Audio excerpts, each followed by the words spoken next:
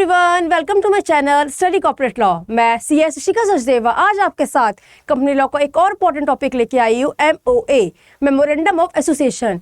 क्या आप जानते हैं जब भी हम कंपनी बनाते हैं हम दो मोस्ट इम्पोर्टेंट डॉक्यूमेंट सबमिट करते हैं, MOA, AOA। आज हम पढ़ने वाले हैं MOA मेमोरेंडम ऑफ एसोसिएशन। ये MOA होता क्या है? What is MOA? MOA is like a constitution for the company. MOA क्या है? कॉन्स्टिट्यूशन है। हम इसका कंपैरिजन किससे करेंगे? अपने कॉन्स्टिट्यूशन से। तो what are the features of MOA? अब आराम से बता सकते हो what are the features of MOA। देखो पहले क्या MOA मैंने कॉन्स्टिट्यूशन से कंपेयर किया है। कॉन्स्टिट्यूशन सुप्रीम है तो MOA कंपनी के लिए क्या है? सुप्रीम है। क्या है? सुप्रीम।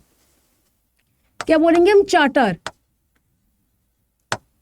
यानी कि सुप्रीम डॉक्यूमेंट है। सारी कंपनी की एक्टिविटीज, जब भी कंपनी अपनी कोई भी एक्टिविटी करे वो किसके लाइन में होना चाहिए? MOA। क्योंकि कोई भी लॉ कॉन्स्टिट्यूशन के विरोध में नहीं बनता या कॉन्स्टिट्यूशन के अगेंस्ट में हम कहते हैं बनता है तो वो नल एंड वॉइड होता है। सिमिलरली कंपनी का कोई भी एक्टिविटी वो MOA के लाइन में नहीं है तो वो क्या होगा? नल एंड वॉइड डिक्लेयर हो जाएगा। ओके, तो MOA क्या है? सुप्रीम डॉक्यूमेंट है, चार्टर डॉक्यूमेंट है। MOA क्या है? बाउंड्री सेट करता है। What does MOA do? It sets the boundary. अगर कंपनी की कोई भी एक्टिविटी इस बाउंड्री के अंदर नहीं है, वो बाहर जा रही है, तो वो एक्शन क्या होगा? Null and void. हम भी कोई लॉ बनाते हैं और वो कॉन्स्टिट्यूशन के इनलाइन नहीं होता तो वो नल एंड वॉइड डिक्लेयर होता है। सिमिलरली कंपनी अपना कोई भी एक्टिविटी इस लाइन के अंदर नहीं करती, इस बाउंड्री के अंदर नहीं करती, तो वो क्या होता है? नल एंड वॉइड डिक्लेयर होता है। तो हमारे फीचर्स क्या निकल के आए? ये सुप्रीम डॉक्यूमेंट है, चार्टर है, ये बाउंड्री सेट करता है, it Lay's down the boundary. अगर कंपनी के कोई भी एक्टिविटी इस बाउंड्री के अंदर नहीं है तो वो क्यों एक्शन हो जाएगा? Null and void. क्यों? क्योंकि अल्ट्रा वायर्स कहलाता है। जब तक इसके अंदर है तब तक ठीक है, लेकिन जैसे इसके बियॉन्ड गया तो वो क्या कहलाएगा? Ultra vires. क्या कहलाएगा? Ultra vires. क्लियर? क्या MOA पब्लिक डॉक्यूमेंट है? Answer is yes, MOA public document है। हम ROC को फीस देंगे, हमें वो एक्सेसिबल हो जाएगा। हम किसी भी कंपनी का MOA दे सकते हैं लेकिन फीस देके। क्लियर? तो MOA के बारे में क्या मिल के आता है? सुप्रीम डॉक्यूमेंट, चार्टर है। MOA बाउंड्री सेट करता है, कंपनी को उस बाउंड्री के अंदर ही एक्ट करना होता है। अगर कंपनी की कोई भी एक्टिविटीज बाउंड्री के बाहर जाती है तो वो नल एंड वॉइड डिक्लेयर होता है। और क्या पढ़ा हमने? MOA पब्लिक डॉक्यूमेंट है। आंसर इज यस, MOA एक पब्लिक डॉक्यूमेंट है। देखो कॉन्स्टिट्यूशन एक बेस है जिसके अंदर सारे लॉ उसके बेस पे खड़े हैं। सिमिलरली कंपनी के लिए जो डॉक्यूमेंट है बेस क्या है? MOA। MOA is a foundation upon which company has been established. Company establish की गई है। क्लियर? क्या लिखा है? अब पढ़ो, अब आराम समझ में आएगा। As such MOA lays down the boundary. ये एक बाउंड्री सेट करता है बियॉन्ड विच, जिसके विरोध में companies action can not go. इसके बियॉन्ड नहीं जाती। अगर चली गई तो क्या होगा? अल्ट्रा वायर्स होगा। It will be declared null and void. तो कंपनी को अपने सारे एक्टिविटी किसके अंदर करने? इसके अंदर ही करने हैं। क्या लिखा है? MOA lay down the boundary beyond which company's action cannot go. When the company's action are beyond the boundary, इस बाउंड्री की बाहर है तो it will be declared null and void. Clear? MOA का बेसिक समझ में आया? आप इसको कॉन्स्टिट्यूशन से कंपेयर करो तो कॉन्स्टिट्यूशन सुप्रीम है तो MOA सुप्रीम है, चार्टर है, पब्लिक डॉक्यूमेंट है, ये बाउंड्री सेट करता है। अगर इसके लाइन में कोई एक्टिविटी नहीं हुई तो नल है वॉइड डिक्लेयर हो जाएगा।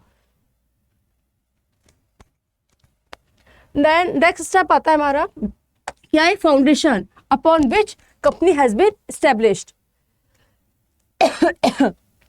अब इसके सिग्नेचर की बात आती है।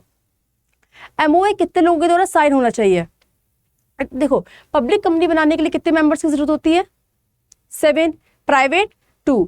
तो MOA कितने लोगों के द्वारा साइन होना चाहिए? ये तो हम कंपनी बनाते के टाइम डॉक्यूमेंट सबमिट करते हैं तो 7। अगर पब्लिक कंपनी है तो 7, अगर प्राइवेट कंपनी है तो 2। तो MOA कितने द्वारा साइन होना चाहिए? MOA must be signed by at least 2 subscribers in case of private company and 7 subscribers in case of public company. वो क्या लिखा है? Company can undertake only those activities. Company वही एक्टिविटीज कर सकती है जो MOA में दी गई है। लॉ वही बन सकते हैं जो कॉन्स्टिट्यूशन के लाइन में है। Similarly company can undertake only those activities which are in line with MOA। MOA sign कौन करेगा? In case of public company 2 subscribers, private company 7 subscribers. Clear? तो हमको बेसिक पिक्चर समझ में आ गए इसके। ये सुप्रीम है, चार्टर है, पब्लिक डॉक्यूमेंट है। क्लियर? ये बाउंड्री सेट करता है। Signature, MOA must be signed by at least 2 subscribers in case of private company and 7 subscribers in case of public company। MOA के अंदर होता क्या है क्लॉजेस, हम आराम से सब धीरे धीरे पढ़ेंगे। Name clause, registered office clause, object clause, liability clause, capital clause, association clause. अब हम पढ़ेंगे पहले नेम क्लॉज।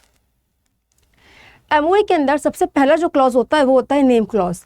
नेम क्लॉज के अंदर ये होता है the name of the company will be, ऐसे लिखा होता है the name of the company will be. अगर प्राइवेट कंपनी है तो it will B private limited, अगर पब्लिक कंपनी है इट विल बी लिमिटेड। इसमें इंपॉर्टेंट बात ध्यान रखनी चाहिए, वो नेम हम कंपनी का नहीं रख सकते जो ऑलरेडी एग्जिस्ट है। मैं अपनी कंपनी का नाम रिलायंस नहीं रख सकती, क्यों? वो ऑलरेडी एग्जिस्ट करती है।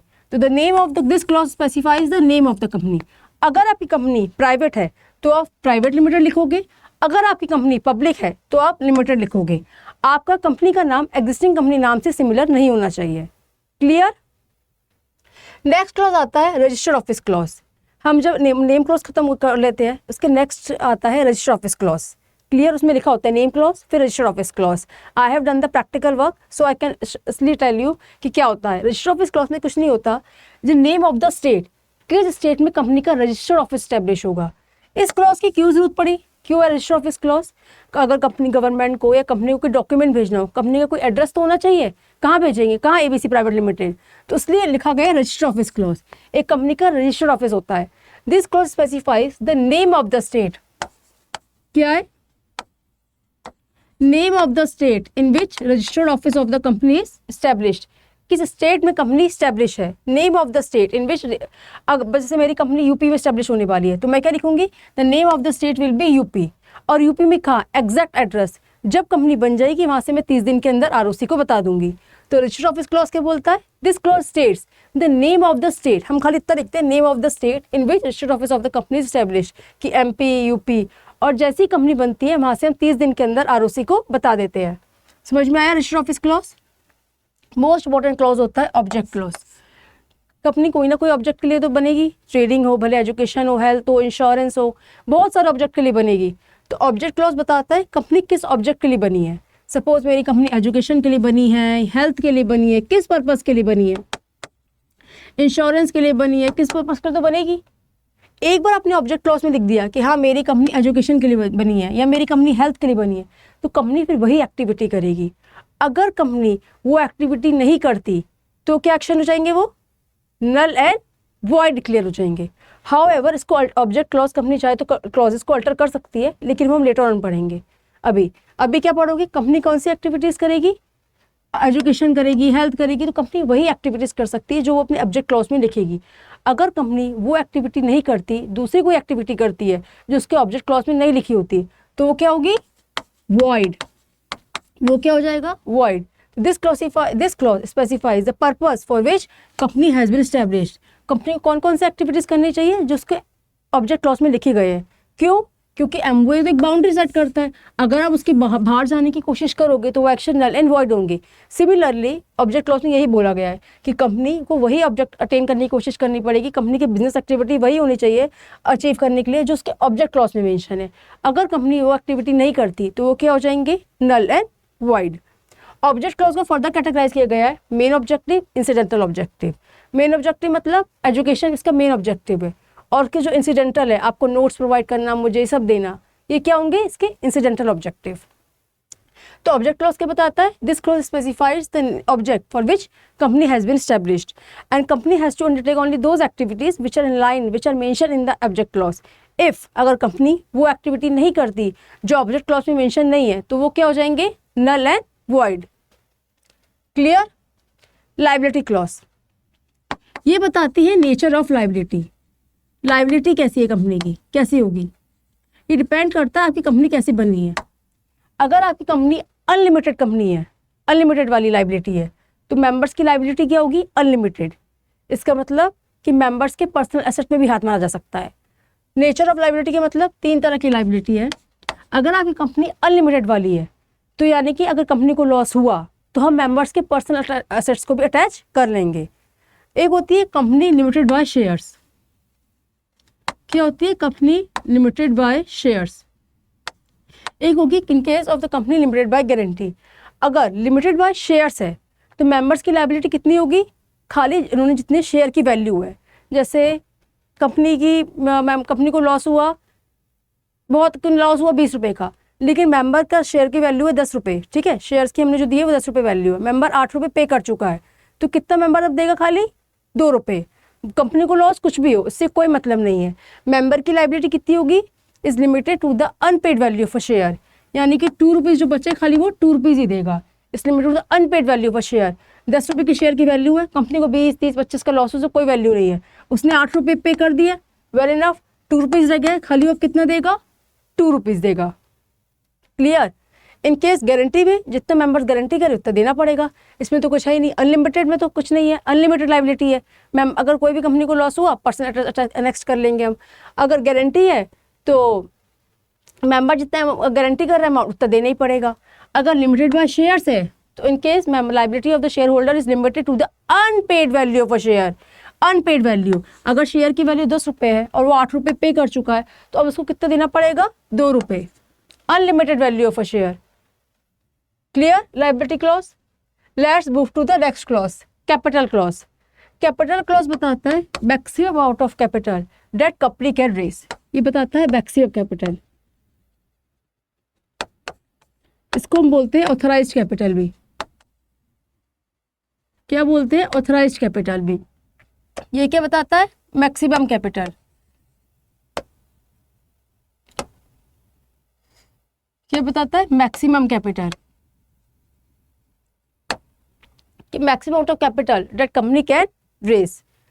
इसको बोलते हैं ऑथराइज्ड कैपिटल। जैसे मैंने कंपनी लिख दिया, मैंने अपने एमओ में बता दिया कि 1 लाख लूँगी, हम इतना company can raise from the shareholder मतलब देंगे, तो उसको हम डिवाइड करते हैं कि शेयर में और प्राइस में, कि 10,000 शेयर इंटू ₹10, ये नॉमिनल वैल्यू होगी 1 लाख। तो वैसे एमओ में लिखते हैं। क्लियर? क्या लिखा हुआ है? डिटेल्स है maximum capital that company can raise. Clear? ये होता है कैपिटल क्लॉज। चाहे तो कंपनी इसको बाद में अल्टर कर सकती है, लेकिन इससे बियॉन्ड नहीं जा सकती। अब वो होता है मैक्सिमम लिमिट, कितने ही कंपनी कैन रेज कर सकती है। अगर पब्लिक कंपनी है तो पब्लिक से पैसा उठा सकती है, प्राइवेट कंपनी है तो मेंबर से ही ले सकती है पैसा, खाली तो पब्लिक से तो उठा नहीं सकती। तो लेकिन कितना मैक्सिमम उठा सकती है? दोनों होगा, पब्लिक हो चाहे प्राइवेट हो, 1 लाख, क्योंकि उसके एमओए में ऑथराइज कैपिटल कितनी है? 1 लाख। इसको फिर हम डिवाइड करते हैं 10,000 इंटू 10, 10,000 शेयर से into nominal value 1 lakh. Let's move to name clause. हमने नेम क्लॉज पढ़ा, नेम कंपनी, जहाँ हमने कंपनी का नाम बताते हैं, पब्लिक लिमिटेड तो लिमिटेड, प्राइवेट कंपनी है तो प्राइवेट लिमिटेड। फिर हमने ऑब्जेक्ट क्लॉज पढ़ा कि ऑब्जेक्ट क्या है कंपनी का। फिर हमने रजिस्टर ऑफिस क्लॉज पढ़ा कि कंपनी का रजिस्टर ऑफिस का एस्टेब्लिश हुआ है। फिर हमने लायबिलिटी क्लॉज पढ़ा, फिर हमने कैपिटल क्लॉज पढ़ा। मान लो मुझे कंपनी का नाम बदलना है, ABC लिमिटेड छोड़ के BCD करना है, या मुझे कुछ हेल्थ कर रही थी, मुझे अपना बिजनेस और बढ़ाना है, इंश्योरेंस, या मुझे इंश्योरेंस बिजनेस नहीं छोड़ के कुछ और बिजनेस करना है, मुझे बदलना है, तो हम एमओए को बदल भी सकते हैं। क्या कॉन्स्टिट्यूशन अमेंड हो सकता है? हो सकता है ना। सिमिलरली एमओए भी अल्टर हो सकता है। उसको कैसे अल्टर होता है? सिंपल स्टेप्स होते हैं, हम थोड़ा ब्रीफ में पढ़ेंगे इसको, पूरा नेक्स्ट एक्सप्लेनेशन हम नेक्स्ट वीडियो में करेंगे। अभी हम ब्रीफ में पढ़ते हैं। पहले बोर्ड मीटिंग होगी, फिर जनरल मीटिंग होगी, उसमें मेंबर्स स्पेशल रिजोल्यूशन पास करेंगे अल्टर करने के लिए, और वो स्पेशल रिजोल्यूशन आरओसी के पास फाइल होता है। हर क्लॉज का अपना अपना वो होता है एक्सप्लेनेशन, वो हम नेक्स्ट वीडियो में पढ़ेंगे। अभी ओवरव्यू है खाली अल्ट्रेशन का। क्लियर? इसमें एमओए का लीगल सिग्निफिकेंस क्या है वो हम पढ़ चुके हैं। ये क्या है? सुप्रीम डॉक्यूमेंट है, ये चार्टर है, सारे एक्टिविटी इसके लाइन के अंदर ही होना चाहिए, ये बाउंड्री सेट करता है। ये पब्लिक डॉक्यूमेंट है, और क्या लिखोगे? ये फाउंडेशन सेट करता है। और क्या लिखोगे? समझ में आया? ये चार्टर है, सुप्रीम है, तो उसका क्या है? लीगल सिग्निफिकेंस क्या है? लीगल सिग्निफिकेंस ये है कि सुप्रीम में अगर कोई भी एक्टिविटी इसके लाइन में नहीं होती, कंपनी अपने एमओए के लाइन में नहीं करती, तो वो क्या डिक्लेयर होता है? Null and void. वो एक्टिविटी क्या डिक्लेयर होती है? Null and void. Clear? MOA मैंने बताया था, जब भी हम कंपनी बनाते हैं हमें 2 इंपॉर्टेंट डॉक्यूमेंट सबमिट करने पड़ते हैं, MOA, AOA. Memorandum of association, article of association. MOA क्या होता है? हाई एक्सटर्नल फ्रेमवर्क से डील करता है, जबकि अंडरनल जो रूल्स एंड रेगुलेशंस इंटरनल बनते हैं उसको बोलते हैं आर्टिकल ऑफ एसोसिएशन। इसके बारे में पढ़ेंगे। अभी ओवरव्यू क्या है? एमओए एक्सटर्नल फ्रेमवर्क है और आर्टिकल ऑफ एसोसिएशन क्या है? Regulates the internal rules and regulations of the company. Company अंदर भी तो रूल्स एंड रेगुलेशंस बनाती है, वो हम कब मेंशन करते हैं? आर्टिकल ऑफ एसोसिएशन में। क्लियर? की टेकअवेज क्या है एमओए के? ये कंक्लूजन क्या निकल के आया? की टेकअवेज ये है कि एमओए एक बाउंड्री सेट करता है, अगर कोई भी एक्टिविटीज बाउंड्री के अंदर नहीं होती वो नल एंड वॉइड है। ये सुप्रीम डॉक्यूमेंट, ये चार्टर है। क्लियर? हमने इसके क्लॉजेस के बारे में पढ़ा। क्लियर है आपको? Thank you.